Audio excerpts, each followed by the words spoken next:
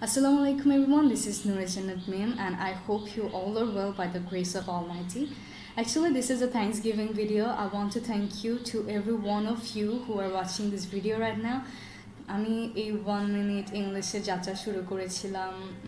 3 weeks আগে and আলহামদুলিল্লাহ এর মধ্যে আমি খুব ভালো রেসপন্স পাচ্ছি আমি 500+ সাবস্ক্রাইবার্সও পেয়ে গেছি so I want to thank you to every one of you